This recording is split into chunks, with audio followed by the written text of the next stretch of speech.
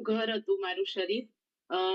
હું આવી હતી ફક્ત વેઇટ લોસ માટે જ, પણ 28 કિલો વેઇટ લોસની સાથે સાથે સૌથી સારું રિઝલ્ટ મને સ્પાઇનમાં મળ્યું છે. મને L3, L4 અને L5 માં બલ્જિંગ હતું, તો ડોક્ટરે ઓપરેશનનું સજેશન કર્યું હતું, પણ વેઇટ લોસ કર્યા પછી.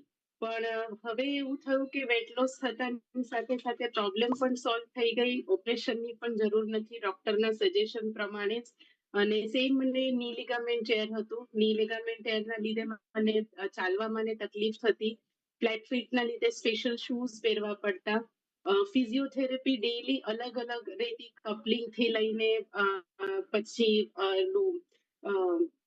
મીણ નાખે, ગરમ મીણ નાખે પગ ઉપર, એ બધી ટ્રીટમેન્ટ, પાણીની અંદર ઉભા રહીને ટ્રીટમેન્ટ કરવાની, ઘણી બધી ડિફરન્ટ ડિફરન્ટ ટ્રીટમેન્ટ લેવી પડતી હતી.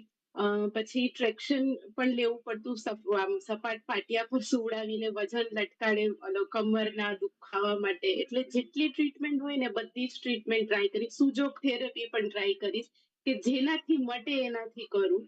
ટોટલ 18 દવાઓ ખાતી, થાઇરોઇડ સહિત. થાઇરોઇડની 0.75 ની મેડિસિન હતી મારી, જે અર્લી મોર્નિંગ ખાલી પેટે લેવાની.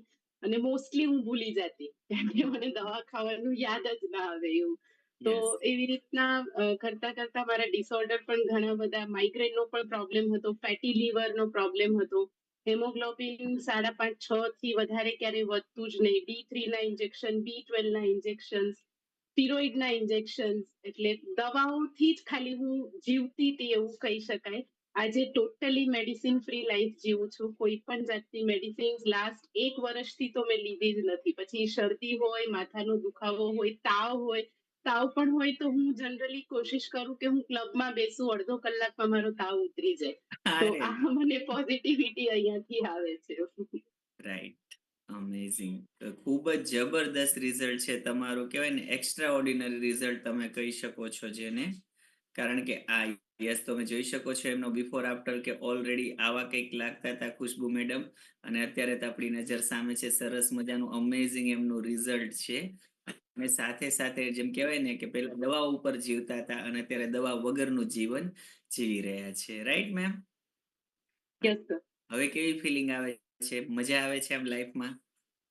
મારા કોચે મારું જીવન બદલાવી દીધું એમ કહી શકાય. ફક્ત આમ કેવું કહેવાય ને કે મેન્ટલી, ફિઝિકલી બધી જ રીતના એટલું બધું સપોર્ટ કર્યું છે કે મને હવે એવું થાય કે ઘરમાં પણ થોડા સર્કમસ્ટન્સીસ એવા છે કે મને થોડા પ્રોબ્લેમ હમણાં પણ આવે છે.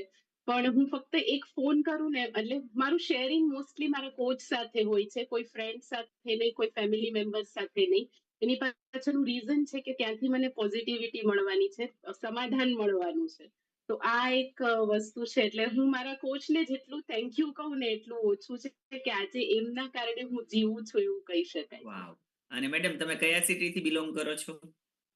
હૈદરાબાદ. વાવ! અને તમારા કોચ કયા સિટીમાં છે? રાજકોટ. યસ. તો મતલબ કે હેલ્થને અને બોન્ડિંગને કોઈ સિટી સાથે લેવા દેવા નથી. Right or wrong? બિલકુલ 100%. યસ. જો કોચની ભાવના આપણે મદદ કરવાની તો કોઈ પણ સિટીમાંથી આપણી મદદ કરી શકે છે. બરાબર ને? બરાબર છે. યસ. અને અમેઝિંગ, તમારા કોચ પણ જોરદાર છે અને બહુ બધા લોકોની લાઈફ ચેન્જ કરવામાં એમણે હેલ્પ કરી છે. અને આ જ અમારું મિશન છે અને આ ક્લબનું મિશન છે કે વધુમાં વધુ લોકોની મદદ કરીએ. રાઈટ? યસ. તો અમેઝિંગ. કેટલા લોકોને ખુશ્બુ મેડમનું રિઝલ્ટ અમેઝિંગ લાગ્યું? કારણ કે મારા માટે તો એક્સ્ટ્રા ઓર્ડિનરી છે કે એ પોતે કહેતા હતા કે થેરપીની દુનિયામાં એવી કોઈ થેરપી બાકી જ નહોતી જે આ મેડમે ના લીધી હોય.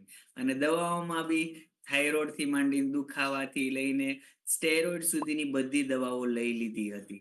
અને આટલું બધું કરવા છતાં પણ પ્રોબ્લેમ ત્યાંનો ત્યાં હતો.